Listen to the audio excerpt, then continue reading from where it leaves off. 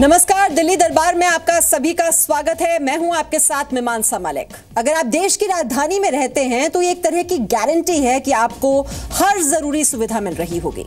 आपको राजधानी में रहने में गर्व होता होगा। लेकिन क्या ये तस्वीर इतनी खूबसूरत है? ठीक है, आप दिल्ली के लुटियन जोन यानी वो इलाका जहां देश के बड़े बड़े मंत्री रहते हैं उसे 1 मिनट के लिए भूल जाइए और तब सोचिए कि क्या पूर्वी दिल्ली, बाहरी दिल्ली या फिर उत्तरी दिल्ली राजधानी जैसी दिखती है। क्या आप ऐसी राजधानी में रहना चाहते हैं? तो दिल्ली की वो तस्वीर जिन्हें देखकर आप रोज परेशान होते हैं, निराश होते हैं, दुखी होते हैं, दिल्ली की ऐसी ही तस्वीरों पर आज हम बात करेंगे। लेकिन पहले देख लेते हैं दिल्ली दरबार के मुख्य समाचार।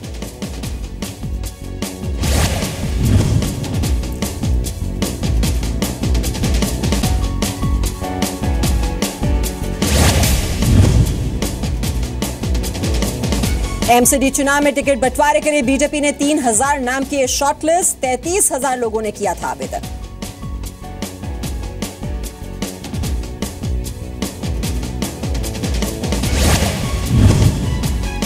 दिल्ली बीजेपी ने एमसीडी चुनाव के लिए कमेटी बनाई। 19 सदस्य करेंगे उम्मीदवारों का चुनाव। एमसीडी चुनाव में यूपी के सीएम योगी आदित्यनाथ करेंगे बीजेपी के लिए प्रचार। पंजाब के सीएम अमरिंदर सिंह मांगेंगे कांग्रेस उम्मीदवारों के लिए वोट। दिल्ली एमसीडी चुनाव प्रचार के लिए बीजेपी की स्टार प्रचारकों की लिस्ट। 9 मुख्यमंत्री और 14 केंद्रीय मंत्री इसमें शामिल।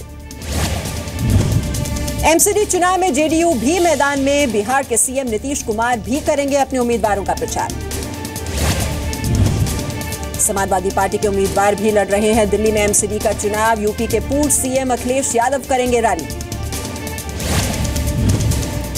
एमसीडी चुनाव के लिए कांग्रेस में टिकट बंटवारे पर घमासान। टिकट बंटवारे के लिए पार्टी ने बनाई 3 सदस्यीय समिति। कांग्रेस नेता संदीप दीक्षित का बयान, एमसीडी चुनाव में स्वच्छ छवि वाले लोगों को ही देंगे टिकट। योगेंद्र यादव की पार्टी को बड़ा झटका। हाईकोर्ट ने रद्द की कॉमन सिंबल की याचिका। बिना कॉमन सिंबल के ही लड़ना होगा एमसीडी चुनाव। टिकट कटने के विरोध में बीजेपी के 50 से ज्यादा पार्षद चुनाव मैदान में निर्दलीय उतर सकते हैं। दिल्ली के गोविंदपुरी से बीजेपी पार्षद चंद्रप्रकाश कांग्रेस में हुए शामिल। टिकट नहीं मिलने से हुए नाराज। आम आदमी पार्टी का ऐलान, 31 मार्च के बाद तेज होगा चुनाव प्रचार। दिल्ली में 1000 से ज्यादा जनसभाएं करेगी पार्टी। दिल्ली वालों की राय जानने के लिए आम आदमी पार्टी ने जारी किया व्हाट्सएप नंबर। लोगों से पूछा बिजली हाफ और पानी माफ से कितना फायदा हुआ। अरविंद केजरीवाल के पूर्व मंत्री जितेंद्र सिंह तोमर को अदालत से सम्मन। फर्जी डिग्री के मामले में हुई सुनवाई। दिल्ली में सांसद और विधायक भी सुरक्षित नहीं। पिछले 3 सालों में राजधानी में जनप्रतिनिधियों के घर चोरी के 73 मामले दर्ज। आईआईटी दिल्ली के स्टूडेंट ने की सुसाइड की कोशिश। आईआईटी के विंध्याचल हॉस्टल की 4थी मंजिल से लगाई छलांग। पैर फ्रैक्चर हुआ। एम्स ट्रॉमा सेंटर में इलाज जारी। रांची का रहने वाला है 19 साल का पुर्थी। इंजीनियरिंग नहीं करना चाहता था। रूममेट के मुताबिक डिप्रेशन की वजह से उठाया ये कदम। दिल्ली सरकार ने दी प्राइवेट स्कूलों को फीस बढ़ाने की छूट। 1400 प्राइवेट स्कूलों में 10% तक फीस बढ़ाने पर सरकार की अप्रत्यक्ष सहमति। दिल्ली सरकार ने जारी किया सर्कुलर। इसके मुताबिक दिल्ली सरकार की जमीन पर बने 300 स्कूलों में नहीं बढ़ेगी फीस। 10% से ज्यादा नहीं हो सकती बढ़ोतरी। दिल्ली के जनकपुरी में 4 करोड़ 23 लाख रुपए के पुराने नोट जब्त। गिरफ्तार हुआ आरोपी। 11 राज्यों के बीजेपी सांसदों के साथ प्रधानमंत्री मोदी ने की बैठक। केंद्र सरकार की उपलब्धियों को लोगों तक पहुंचाने के रोड मैप पर चर्चा। लोकसभा में गूंजा शिवसेना के चप्पल मार्च सांसद रविंद्र गायकवाड़ का मामला। शिवसेना सांसद आनंद राव अदसुल ने दिया नोटिस। स्पीकर ने सभी संबंधित लोगों से जवाब मांगा। सुप्रीम कोर्ट ने 1 अप्रैल से देश में BS3 मानक वाली गाड़ियों पर रोक लगाई। अब केवल BS4 गाड़ियां ही बिकेंगी। संशोधनों के साथ राज्यसभा में वित्त विधेयक पारित। विपक्ष ने की थी विधेयक में संशोधन की मांग। वित्त विधेयक पर बोले वित्त मंत्री अरुण जेटली, पॉलिटिकल फंडिंग को साफ सुथरा बनाएगा विधेयक।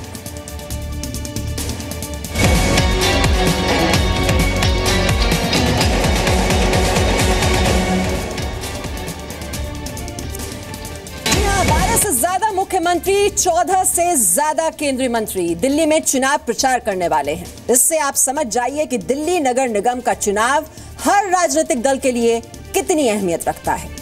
बीजेपी ने एमसीडी इलेक्शन जीतने के लिए हर बड़े नेता को मैदान में उतार दिया। बीजेपी के स्टार कैंपेनर्स की लिस्ट में 9 मुख्यमंत्री और 14 केंद्रीय मंत्री शामिल हैं। सबसे पहले मुख्यमंत्रियों के नाम आपको बता देते हैं जो कि दिल्ली में चुनाव प्रचार करेंगे। यूपी के सीएम योगी आदित्यनाथ, मध्य प्रदेश के सीएम शिवराज सिंह चौहान, राजस्थान के सीएम वसुंधरा राजे सिंधिया, हरियाणा के सीएम मनोहर लाल खट्टर, छत्तीसगढ़ के सीएम रमन सिंह, झारखंड से सीएम रघुवर दास, महाराष्ट्र के सीएम देवेंद्र फडणवीस, असम के सीएम सर्बानंद सोनोवाल। जी हां, ये फहरिस्त बहुत लंबी है, और भी मुख्यमंत्री आने वाले हैं। उत्तराखंड के सीएम त्रिवेंद्र सिंह रावत, इसके अलावा 14 केंद्रीय मंत्री चुनाव प्रचार में अपनी ताकत लगाएंगे। ये लिस्ट भी आपको बता दें, राजनाथ सिंह केंद्रीय गृह मंत्री, वित्त मंत्री अरुण जेटली, नितिन गडकरी सड़क परिवहन मंत्री, वेंकैया नायडू केंद्रीय मंत्री, डॉक्टर हर्षवर्धन केंद्रीय मंत्री, विजय गोयल भी इसमें शामिल हैं लिस्ट में। इसके अलावा जितेंद्र सिंह, संजीव बालियान, ये सभी केंद्रीय मंत्री हैं।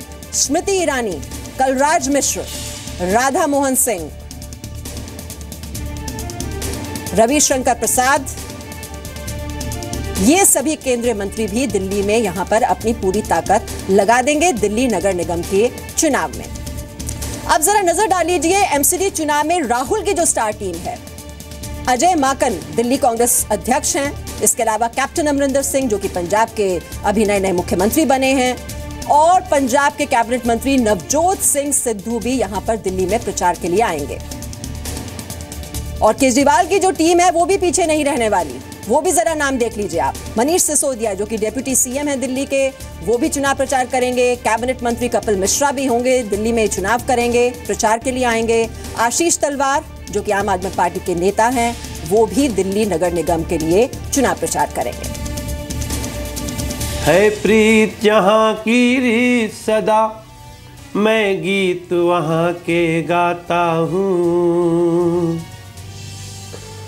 भारत का रहने वाला हूँ, भारत की बात सुनाता हूँ।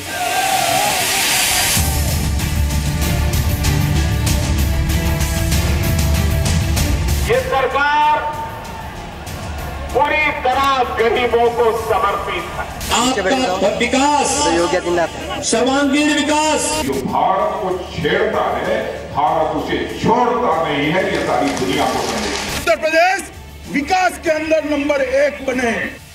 दिल्ली नगर निगम चुनाव प्रचार में स्टार प्रचारकों के ऐसे जोरदार भाषण आपको सुनने के लिए मिलेंगे। बीजेपी ने एमसीडी चुनाव के लिए कल अपने स्टार प्रचारकों की पहली लिस्ट जारी कर दी।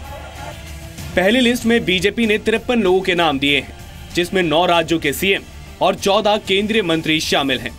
हालांकि पीएम मोदी और पार्टी अध्यक्ष अमित शाह का नाम इसमें शामिल नहीं है।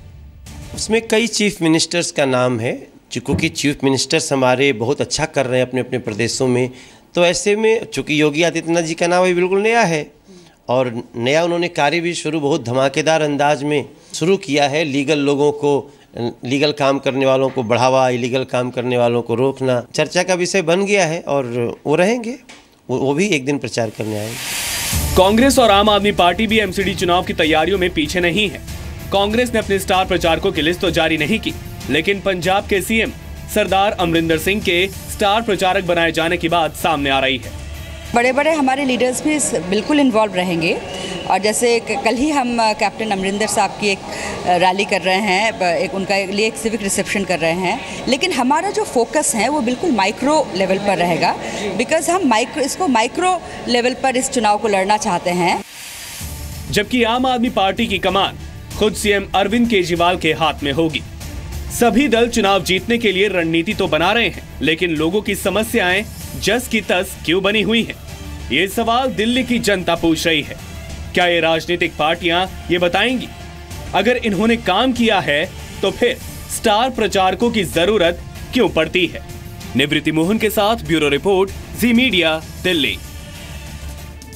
तो देख रहे हैं ना आप, दिल्ली में बड़े बड़े नेता आएंगे, प्रचार करेंगे और वापस चले जाएंगे। ये नेता न तो सड़क की बात करेंगे, न ट्रैफिक जैम की बात करेंगे, न आपके घर के सामने जमा होने वाले पानी की बात करेंगे और न ही डेंगू से होने वाली मौतों पर कुछ बोलेंगे। इन चीजों को ठीक करने की जिम्मेदारी एमसीडी की है, लेकिन एमसीडी ठीक करेगी कैसे? क्योंकि MCD municipal corporation of Delhi नहीं रही, वो तो बन चुकी है म्यूनिसिपल कंफ्यूजन ऑफ दिल्ली। कूड़ादान नहीं है ना मेन तो। नालियाँ, सीवर का पानी इतना बह रहा है, लोग बीमार हो रहे हैं घरों में।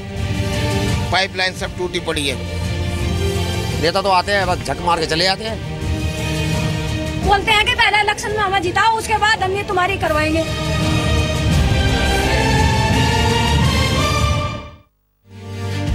दिल्ली का कबाड़ा करने वाली एमसीडी की कंफ्यूज स्टोरी। जी हां, एमसीडी यानी म्यूनिसिपल कॉर्पोरेशन ऑफ दिल्ली नहीं, बल्कि M municipal, C confusion, D of Delhi.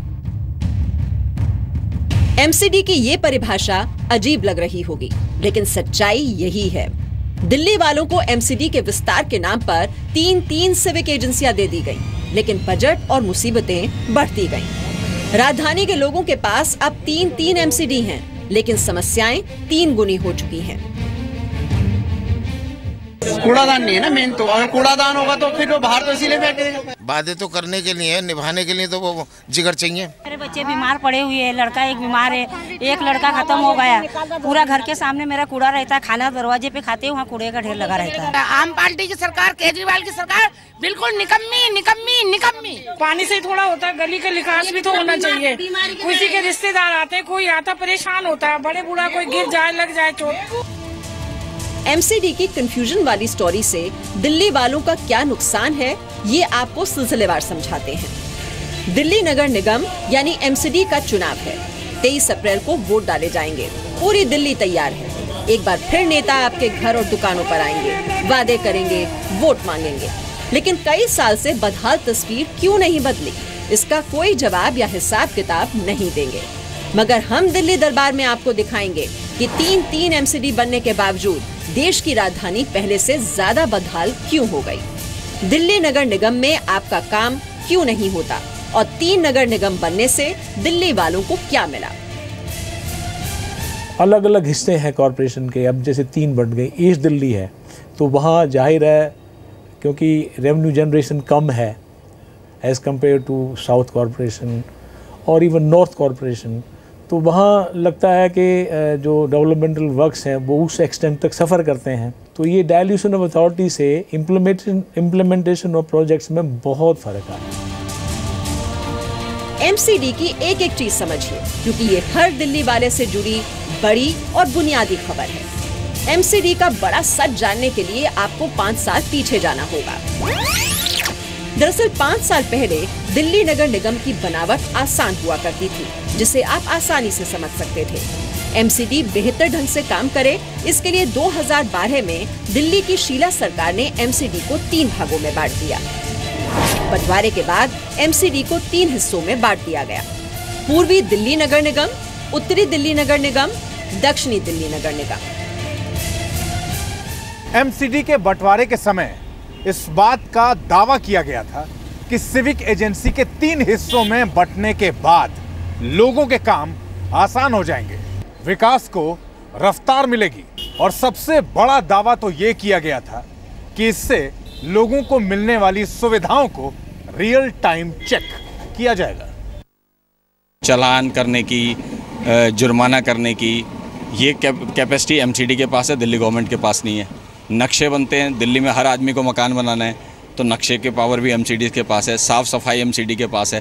पहले तो बिजली और पानी भी था, तो इसलिए एमसीडी ही दिल्ली की एक तरह से बैकबोन है। 2012 तक ये यूनिफाइड एमसीडी थी, उनको 3 हिस्से में किया शीला दीक्षित सरकार ने। इसीलिए क्या कि उनको लगता था कि एमसीडी का कद कई बार दिल्ली गवर्नमेंट से बहुत बड़ा हो जाता है।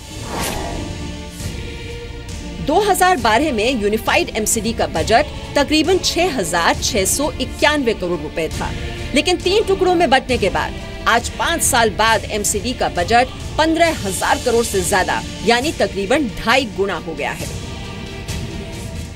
दिल्ली बहुत एक नब्ज है, दिल्ली एक मिनी भारत है।